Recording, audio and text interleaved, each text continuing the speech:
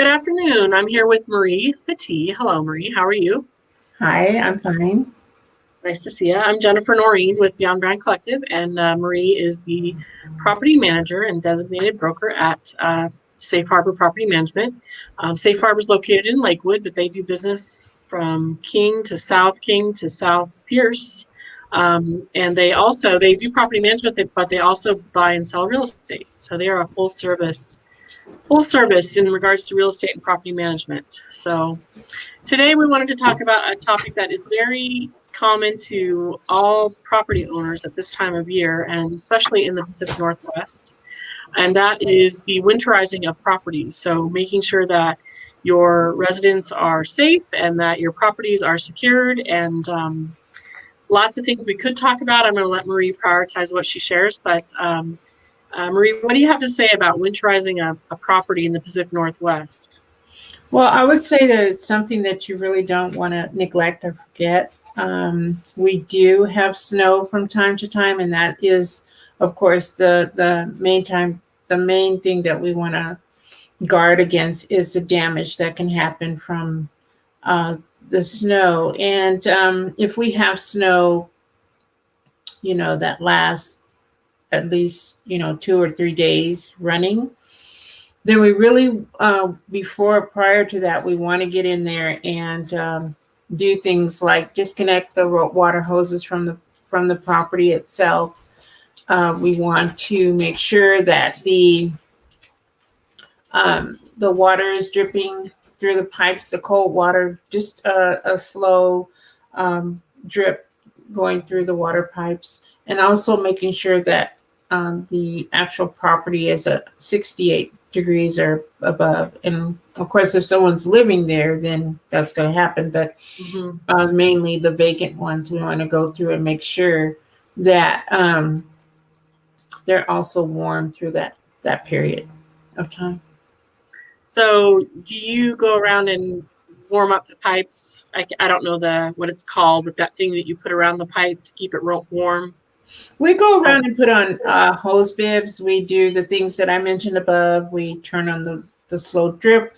We open the cabinets so that the warm air can go underneath, so that we can prevent busting of pipes. And it doesn't take long for the pipes to bust. So we want to be in there before it's snow time. So you don't want a resident going on vacation and leaving their heat off. Right. And so that's why during this is the time in October, we send out letters to them, letting them know if they are going on vacation, these are the things you need to make sure is happening in your house during the winter time. So we give them full knowledge in writing of what they need to do. Yep. I hear you. Yeah. So I know that's sometimes you're trying to save money and not run the heat while you're gone, but that's really not a good thing to do for the concern of the owner. No, not in the wintertime. Yeah. So pipes. And what about like driveways and winter debris? And what about driveways and winter debris and things like that? Yes. Driveways, if it's snowing, and the multifamily units, we actually go out and clear the driveways to the parking lot. We put down ice melt, make sure those ways are dry. And these are in multifamily. A single family, then they're responsible for their walkways, but we do the multifamily ones. So if you are in a Safe Harbor residence, single family, you are taking care of that. And multifamilies, you go in and take care of that. Got it. Yes. Okay. What else? As far as winterization is concerned, we also want to make sure that I'm on the phone right now. I'm obviously at home. This is the reality of working at home during the pandemic. Yeah. I have this unique situation of being in an office where there's barely no one here, so I can be here. But yeah, there you go. But as far as what else is concerned, I can share an experience with an owner that neglected to do that, neglected to take care of their winterization. And of course, we had a cold snap of about 3, 4, maybe almost a week, about 5 days. a few years back. Mm-hmm. And this particular owner, I wasn't managing the property, but they had called me out to, go take a look after the cold snap. And lo and behold, that the pipes were running through the ceiling. The whole ceiling was on the floor and it was soaked. I mean, it's not a pretty sight when those pipes burst. Well, it's crazy bad damage too because it's moisture everywhere, and with mold that we already have mold issues in the Pacific Yeah, Northwest, and now you have Washington more. State is, of course, moist, but mold is everywhere. So we just try to prevent it from being an issue on the interior of the house. Yep, yep. Mhm. So, what about yard maintenance and things during storms in the winter? Is that something that you do for your multifamily properties? Well, yard maintenance itself is, the grass is not growing during the winter time, and we do keep the leaves picked up. We do in the multifamilies. We blow the lots and make sure that's taken care of, so no one's slipping on it while it's raining. We try to make sure that the gutters are taken care of, letting the owners know that they need to be cleaned. The roof. I mean, all of these things can cause damage to the property, and we want to be ahead of those things.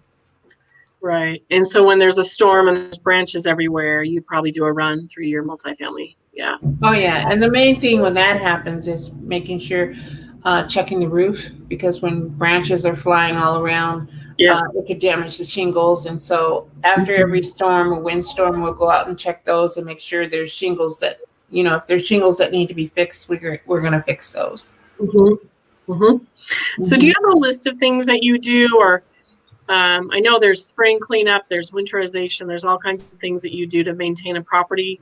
If I want to know what those things are, I guess there's some of that on the website.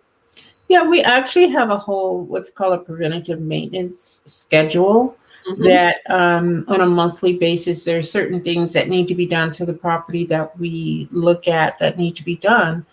And that's all on a preventative maintenance schedule. Got it. And something you would talk about when you bring on a new owner. Got it. And is that at an additional cost to an owner? It's not an additional cost for us to look at the things that need to be done, but we will let the owners know.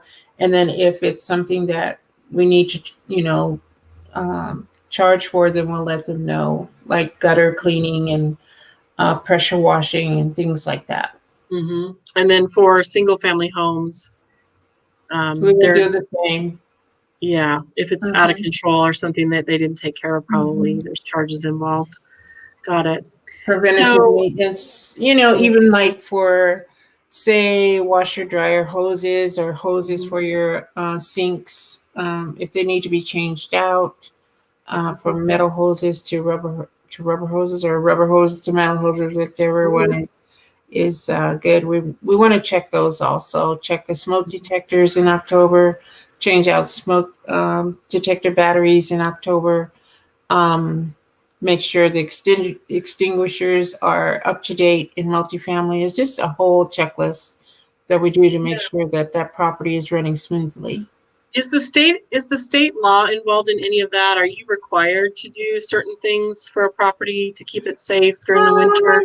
There are requirements by the state for rental, such as deadbolts. If it's multifamily, there's requirements for fire extinguishers, walkways, ADA rules, things of that nature.